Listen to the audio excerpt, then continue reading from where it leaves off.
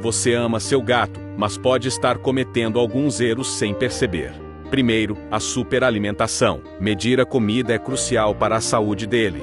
Segundo, pular os check-ups anuais no veterinário. A prevenção é a melhor forma de cuidado. Terceiro, uma caixa de areia suja. Gatos são exigentes com a limpeza.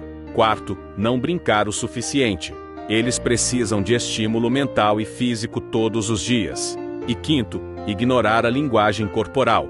Entender os sinais do seu gato fortalece o vínculo de vocês. Evite esses erros e tenha um felino mais feliz e saudável.